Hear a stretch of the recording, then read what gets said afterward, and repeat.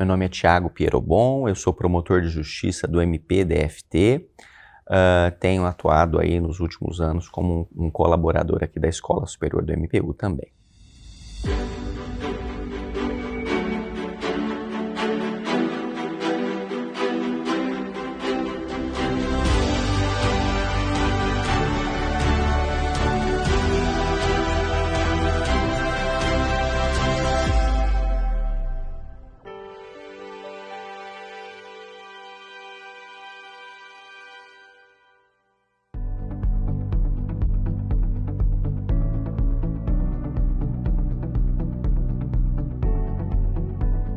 Os graus acadêmicos, sem dúvida, são marcos importantes. Então, o mestrado, o doutorado, o pós-doutorado são marcas importantes.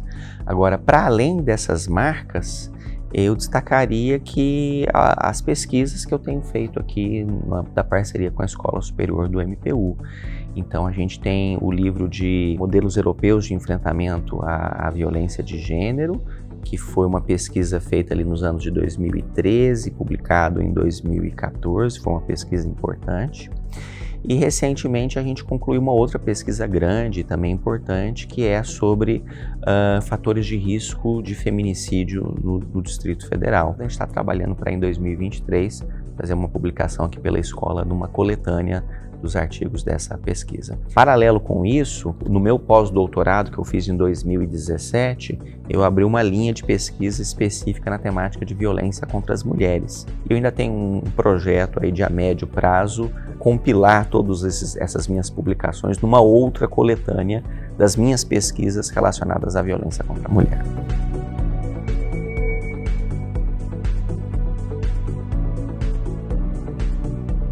Das pesquisas que nós realizamos no ano de 2013 e 2014 foi uma pesquisa de direito comparado. Nós analisamos Portugal, Espanha, França e Inglaterra e avaliamos quais eram as respostas que esses países, à época, davam ao fenômeno da violência doméstica e familiar contra a mulher e o que nós poderíamos aprender, olhando a partir da experiência brasileira, sobre essas experiências estrangeiras.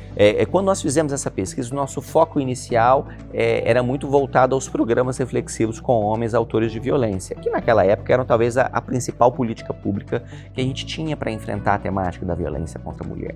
Só que quando a gente chegou nesses países, a gente percebeu que, para além dos programas reflexivos, existia todo um conjunto de outras políticas públicas que estavam sendo aplicadas e que, pelo menos naquela época, nós ainda não discutíamos no contexto nacional. Então, por exemplo, eles tinham lá o que hoje nós chamamos de patrulhas Maria da Penha. Então, pareceu de forma muito clara em todos os sistemas estudados que uma organização da Polícia de Segurança Pública, como eles costumam chamar lá, para o monitoramento das medidas protetivas de urgência, para evitar a escalada de episódios de violência, era uma estratégia central. Outra estratégia central que a gente ainda não trabalhava muito no contexto nacional, os dispositivos de emergência, celulares ou dispositivos eletrônicos que são dados à vítima de violência e que ela pode acionar no momento de emergência para ter uma atuação imediata das polícias.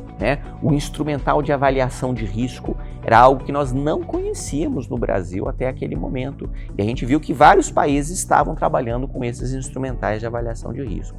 Então essa foi uma pesquisa muito importante porque, até onde eu tenho conhecimento, foi a primeira pesquisa nacional de direito comparado na área de violência doméstica contra a mulher, uma pesquisa realizada pela Escola Superior do MPU, portanto, inovando no cenário científico nacional e que trouxe resultados muito concretos, sinalizando caminhos que deveriam ser trilhados pelas políticas públicas no contexto nacional e que, felizmente, nos anos que se seguiram, a gente avançou bastante nessas diversas áreas.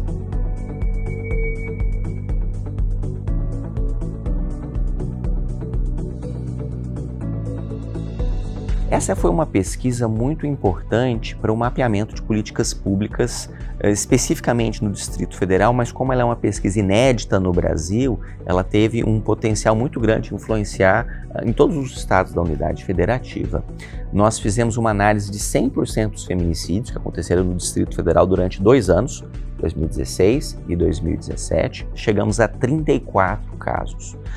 Nós elaboramos uma equipe de pesquisa multidisciplinar, portanto com profissionais da área do direito, psicologia, serviço social, medicina, teoria dos direitos humanos. Essa equipe multidisciplinar se debruçou na análise dos processos de feminicídio desses 34 casos, todos os processos anteriores envolvendo a mesma vítima e o mesmo agressor, porque tínhamos uma médica na equipe, conseguimos acesso aos prontuários da saúde da vítima e do ofensor, e fizemos também algumas entrevistas a familiares dessas vítimas. Então a gente mapeou quais eram os perfis das vítimas e dos ofensores, em que contextos que costumavam acontecer esses feminicídios, quais eram os fatores de risco que estavam presentes em cada um desses processos de feminicídio. Nos casos em que as vítimas tinham registrado ocorrência e ainda assim tinham sido assassinadas, o que nós descobrimos foi que, nesses casos, a justiça deu uma resposta formal, não deu uma resposta que se alinhasse com a diretriz da Lei Maria da Penha. Isso, portanto, explicitou a importância da articulação do trabalho em rede, interagências, para o Estado ser efetivo em evitar a escalada de uma violência ordinária para um caso de feminicídio. A gente entrevistou os familiares para entender como que eles se sentiram em relação ao crime que foi praticado e a resposta do sistema de justiça. Analisamos os processos de feminicídio, as respostas que a justiça deu nesses casos. Então, tudo isso permitiu a gente fazer um mapeamento do que aconteceu antes, durante e depois dos crimes de feminicídio, e isso trouxe insumos muito importantes na nossa ótica para aperfeiçoar não apenas a atuação do Ministério Público, mas todo o sistema de justiça. O que a gente percebe é que o feminicídio ele é um crime evitável, porque ele é um crime que ele é avisado antes de ser praticado. Então, o Estado tem condições de evitar a ocorrência desses crimes, desde que cumpram um conjunto de estratégias, de políticas públicas de prevenção, né? E para além da punição, a gente precisa também pensar na atenção aos familiares dessas vítimas de feminicídio, mas acima de tudo, pensarmos em prevenção primária, né? O dado talvez mais importante da pesquisa é esse. A gente precisa, são crimes que são praticados por motivações socioculturais, uma normalização do controle violento sobre a mulher. Então a gente precisa investir em educação, em conscientização social, em mudanças desses padrões socioculturais, que é isso que está na raiz desse grave câncer social.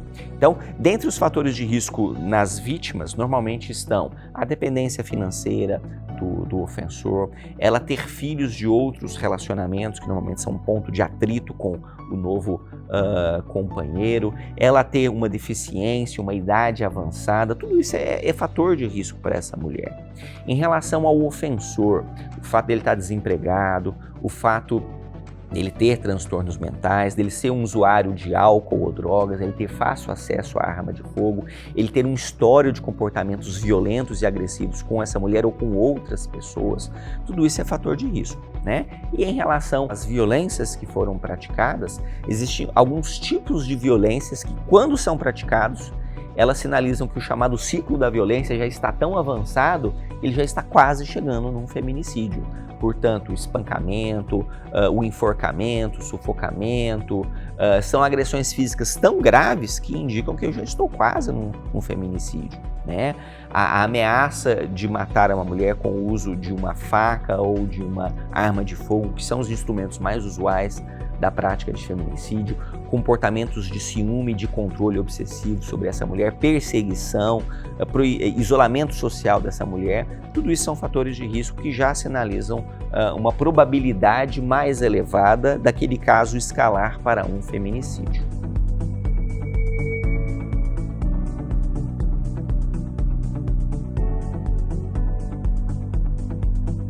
Nós precisamos urgentemente investir em políticas públicas de prevenção à violência contra as mulheres, né? Mas essas políticas públicas, elas são estruturadas em diversos eixos, em diversos níveis. Quando nós pensamos só na punição do ofensor, essa é apenas uma parte, eu diria uma parte pequena desse mapa muito mais amplo que são as políticas públicas de prevenção à violência contra as mulheres. Então precisamos investir em políticas públicas de prevenção primária, estamos falando em mudar aquilo que está na raiz do problema. E o que está na raiz do problema são representações sócio-histórico-culturais que normalizam as violências contra as mulheres. Então estamos falando aqui de educação, de campanhas de conscientização social, de aumentar a presença das mulheres nos espaços de poder, nos espaços de decisão, de desconstruir aquela imagem da mulher como subalterna, como inferiorizada. Né? Para além das políticas de prevenção primária, precisamos investir em políticas de prevenção secundária, ou seja, determinados contextos relacionais já começam a se mostrar como um embrião que pode eventualmente evoluir para um caso grave de violência. Normalmente essas políticas de prevenção secundária estão relacionadas às intervenções na área de saúde e de assistência social. Quer dizer, quando uma mulher vai num médico com sintomas de depressão, de ansiedade, de pânico, não basta só o médico dar um remédio tarja preta para essa mulher para ela continuar aguentando a violência que talvez ela esteja sofrendo dentro de casa. É importante que esse médico, esse profissional da saúde, ele identifique que por trás daqueles sintomas psicossomáticos, o que tem é já um histórico de uma relação abusiva e que ele precisa dar forças a essa mulher para ela sair da relação abusiva e não apenas medicamentalizar a mulher para ela suportar a violência que está sendo praticada contra ela.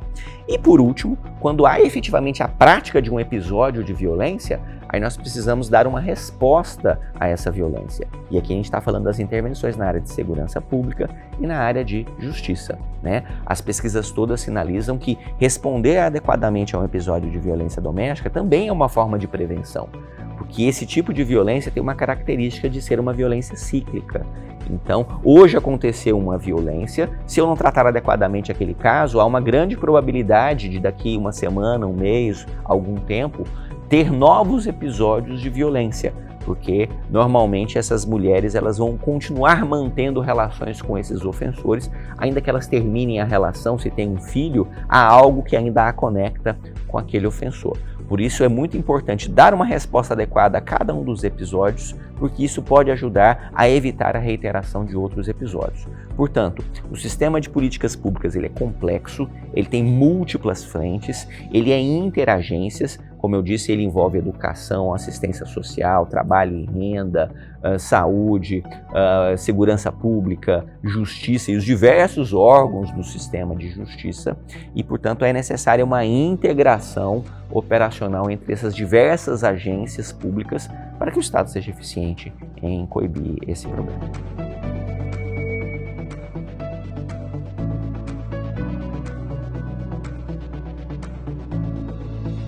As pesquisas científicas realizadas pela Escola Superior do MPU impactaram de forma muito positiva no desenvolvimento das políticas públicas. Então, por exemplo, a pesquisa sobre modelos europeus de enfrentamento à violência de gênero de 2013 e 2014, ela nos orientou na criação de um conjunto de estratégias de intervenção pelo sistema de justiça. O uso do formulário de avaliação de risco foi algo que veio na sequência. Hoje nós temos uma lei que foi editada ano passado, a partir de uma resolução conjunta do CNMP e do CNJ de 2020, e essa era uma estratégia que já vinha apontada lá naquela pesquisa de 2014. Né? Essa pesquisa agora de feminicídios, ela aponta para a necessidade de nós aprimorarmos a forma como nós fazemos a avaliação e a gestão do risco, né? Tudo isso tem dado ferramentas muito importantes para aperfeiçoarmos. Aliás, a chamada CPI do feminicídio aqui no Distrito Federal, a principal fonte de informações que essa CPI utilizou para fazer as suas recomendações de aperfeiçoamento das políticas públicas no Distrito Federal foi a pesquisa realizada pela Escola Superior do MPU. Então, isso tudo é impacto, né, concreto em políticas públicas, é transformar o conhecimento científico em algo que vai impactar a vida das pessoas.